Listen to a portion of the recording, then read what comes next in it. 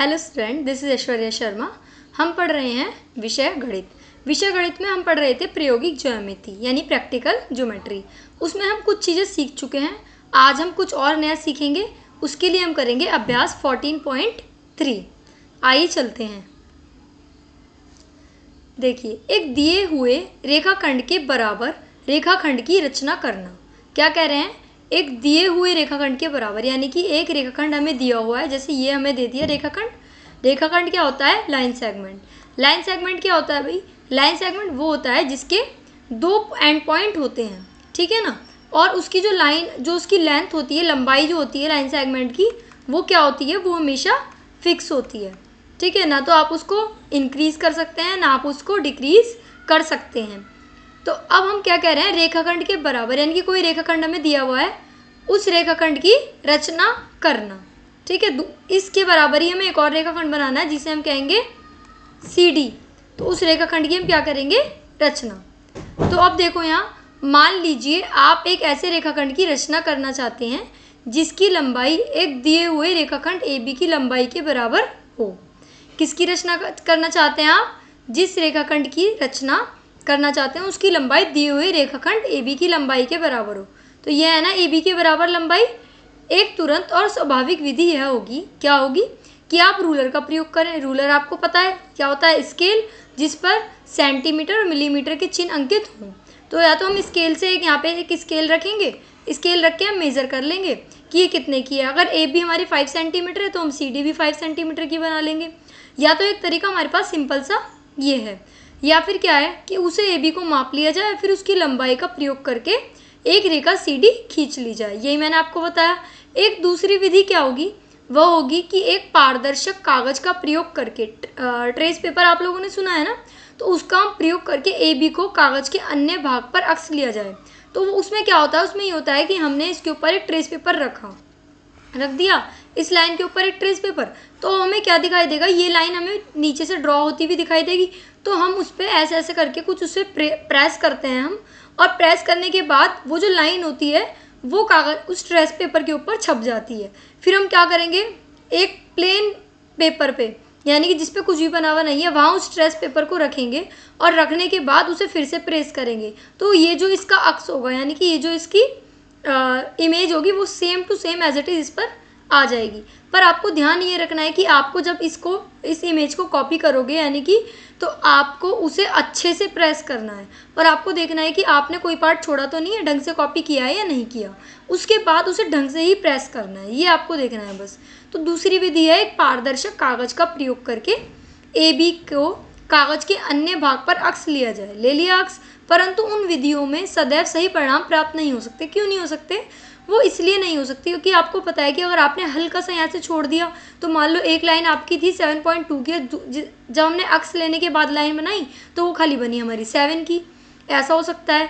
तो पर अगर हम रूलर की सहायता से करते हैं तो उसमें ये होता है कि एज इट इज़ हम चेक कर सकते हैं कि कौन सी लाइन कितनी बड़ी है और कितनी छोटी है, और एज इट इज़ लाइन हम इसमें ले सकते हैं।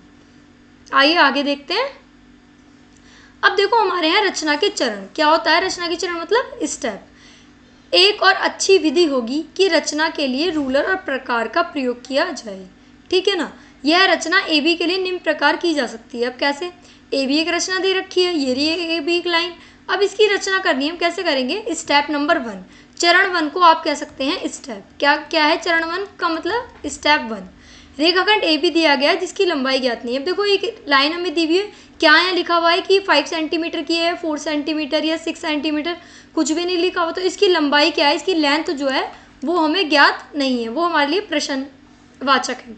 चरण 2 में अब क्या है? प्रकार के, यानी कि स्टेप 2 क्या है ये हमारा? मैं यहाँ लिख देती हूँ स्टेप 2। तो स्टेप 2 में प्रकार के नुकीले सिरे को A पर रखिए। अभी जो प्रकार का नुकीला सिरा है, कल मैंने आपको लास्ट क्लास में समझाया था कि प्रकार जो होता है उसमें क्या होता है कि नुकीला सिरा है। जैसे, तो एक सिरा तो नुकीला होता है, ठीक है, और एक सिरे पे क्या होता है? एक सिरे पे होता है पेंसिल होल्डर। यहाँ पे हम क्या लगा देते हैं? यहाँ पे हम अपनी पेंसिल लगा देते हैं, और ये क्या होता है? ये होता है इसका नुकीला सिरा।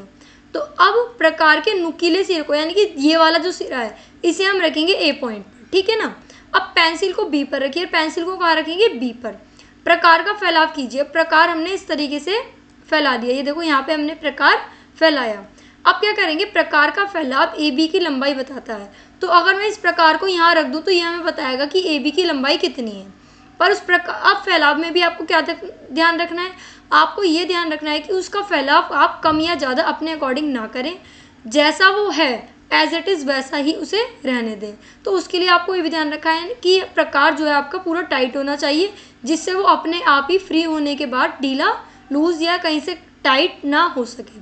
ओके, तो अब हम देखते हैं नेक्स्ट स्टेप। नेक्स्ट स्टेप है स्टेप नंबर 3। कौन सा स्टेप है, स्टेप नंबर 3। तो स्टेप 3 में हम क्या देखेंगे, कोई रेखा एल खींचिए। हमने एक रेखा खींची एल, ठीक है ना, एक रेखा हमने यहाँ खींच ली, इसे हमने नाम दिया एल, ठीक है। अब क्या होगा, अब क्या कह रहे हैं कि एल पर कोई बिंदु सी लीजिए। हमने एक बिंदु लिया यहाँ पर, उसे हम लिया सी। अब देखो मैंने आपको बताया था कि रेखा को हम इंग्लिश में कहते हैं लाइन। अब लाइन जो होती है आप उसे इधर से भी इंक्रीज कर सकते हैं, उसे इधर से भी इंक्रीज कर सकते हैं, इसलिए फिलहाल हमने उस पर क्या ले लिया, एक पॉइंट ले लिया सी। अब प्रकार के फैलाव में बिना कुछ परिवर्तन के, ये मैंने आपको भी अच्छे से समझाया है कि यहाँ परिवर्तन नहीं होना चाहिए, इसके लिए आपको बहुत ध्यान रखना पड़ेगा। और आपको ये भी ध्यान रखना पड़ेगा कि प्रकार आपका अच्छी क्वालिटी का हो। और इसको टाइट करने के लिए हमारे पास एक की भी होती है, जिससे हम इसे टाइट कर लेते हैं। ओके, उसके नुकीले सिरे को सी पर रखिए। अब देखो इसका नुकीला वाला जो सिरा है इसे हम कहाँ रखेंगे, सी पॉइंट पर रखेंगे। देखो पिक्चर में मैंने आपको शो भी किया है कि नुकीला सिरा जो है उसे सी पर रखना है। अब आगे का स्टेप देखते हैं, स्टेप 4। कौन सा स्टेप है ये, स्टेप 4। 4 स्टेप है ना, तो एक चाप लगाइए। अब सी पर रखा, अब पेंसिल कहाँ रखोगे, पेंसिल रखोगे उस लाइन पर। अब लाइन पे वो जहाँ भी कर रही है, जहाँ भी पॉइंट लगा रही है, तो वहाँ से आप एक चाप लगाएंगे। आप चाप ऐसे लगा देंगे। अब क्या है, जो एल को डी पर काटे, अब जहाँ पर ये चाप काट रहा है उसको हम नाम दे देंगे डी पॉइंट। क्या नाम देंगे, डी। अब C D he A B की लंबाई के बराबर का रेखाखंड है। क्यों है, क्योंकि ए बी की लंबाई से हमने क्या करा था, ए बी की लंबाई से हमने वो चाप मेजर करा था ना, कितने का चाप है, वो आर्क मेजर करी थी, वही आर्क हमने यहाँ लगा दी, तो एज इट इज़ लंबाई का तो वो होगा। तो इस तरह आपको ये स्टेप समझ आए। कितने स्टेप थे हमारे, स्टेप 4। एक बार मैं और रिकॉल करा देती हूँ। ये स्टेप 1 में क्या था कि रेखाखंड ए बी लिया था हमने, जिसकी लंबाई हमें ज्ञात नहीं थी। स्टेप 2 में क्या करा हमने, प्रकार के नुकीले सिरे को ए पर रखा और पेंसिल को किस पर रखा, बी पर। तो अब हमने क्या करा, प्रकार का फैलाव ए बी की लंबाई बताता है, प्रकार को फैला दिया बी तक के लिए, उसकी लंबाई हमें बता रहा है। अब हम आएंगे स्टेप 3 पर। स्टेप 3 पर हमने देखा था कि कोई रेखा हमने ले ली थी, एक उसे एल नाम दिया था। अब एल पर कोई बिंदु सी लीजिए, एक पॉइंट ले लिया सी। अब प्रकार के फैलाव में बिना कुछ परिवर्तन किए उसे नुकीले सिरे को, तो सिरे को हमने क्या करा था, सी पर रखा था, है ना, सी पर रखा था। तो अब हम क्या करेंगे, 4th स्टेप देखेंगे। अब 4th स्टेप में क्या था कि हमने क्या लिया था कि एक चाप लगाई थी हमने, यहाँ से सी पर रखने के बाद टी पर एक चाप लगाई थी, ठीक है। तो फिर हमने जहाँ पे चाप लगाई थी, वो जहाँ पे चाप काट रही थी, उसे हमने लिया था, माना था पॉइंट टी।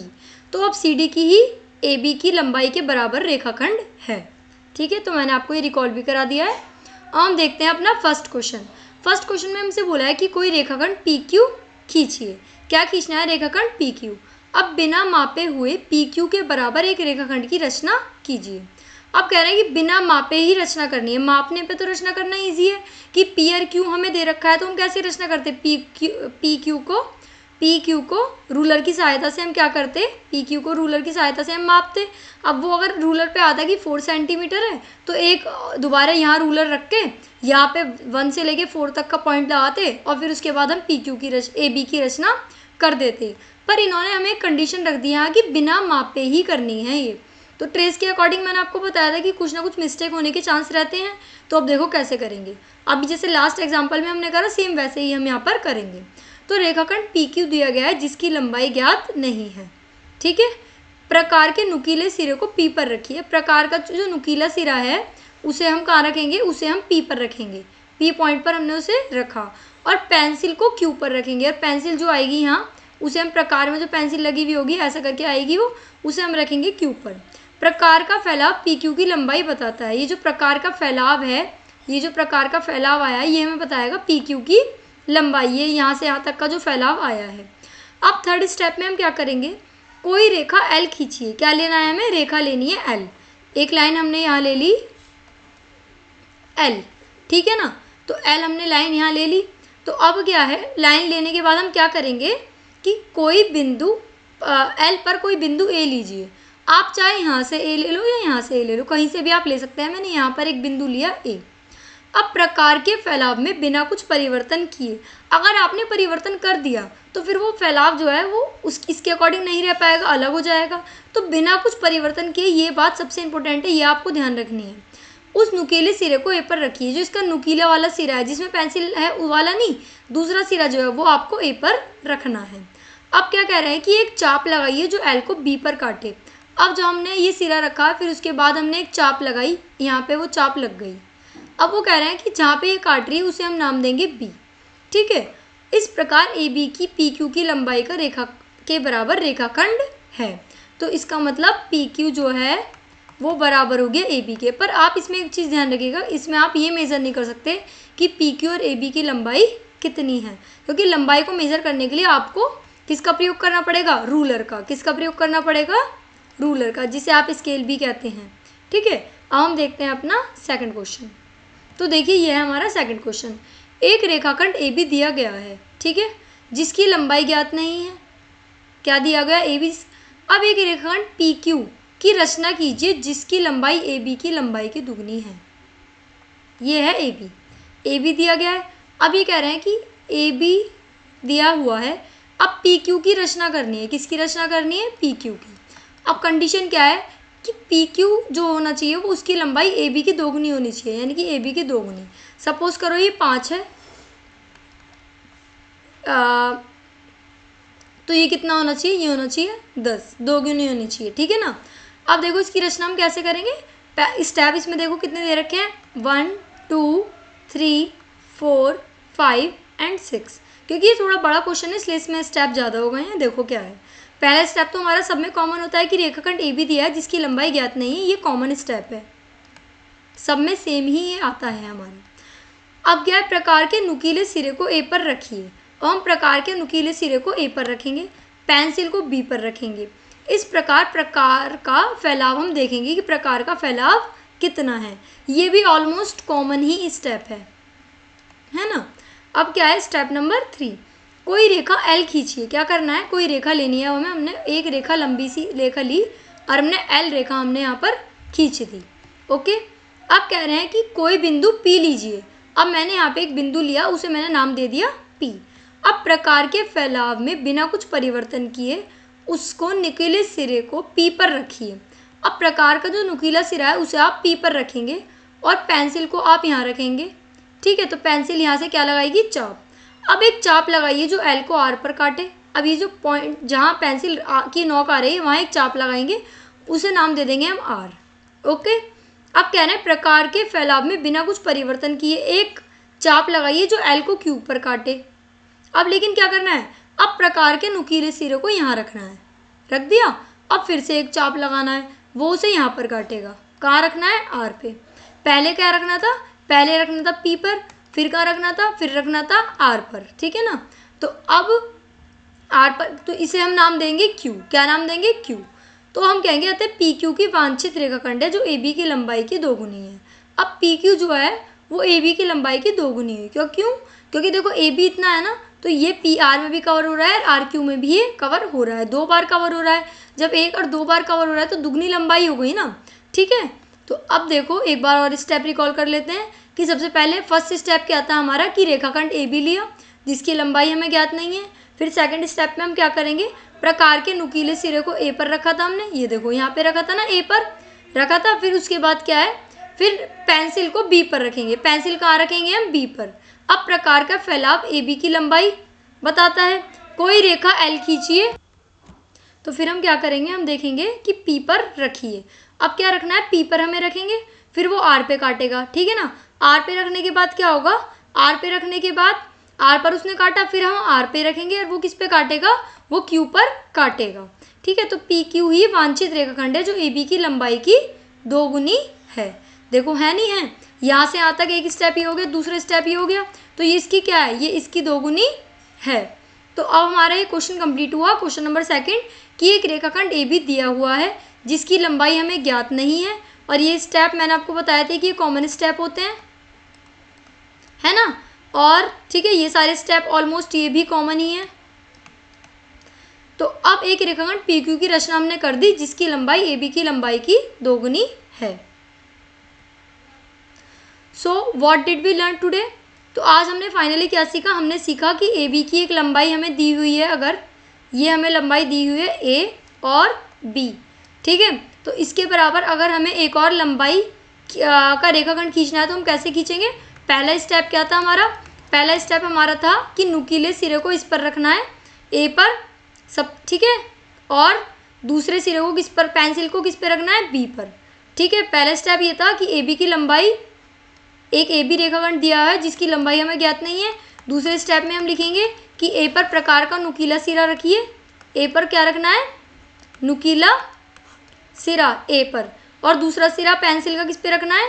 पेंसिल रखनी है आपको बी पर, ठीक है। और उनकी लंबाई मेजर करनी है। फिर उसके बाद फिर थर्ड स्टेप में क्या था कि एक रेखाखंड लेंगे हम एल, उसे नाम दे देंगे एल। अब उस पर एक बिंदु लेंगे हम जिसे क्या हम सी।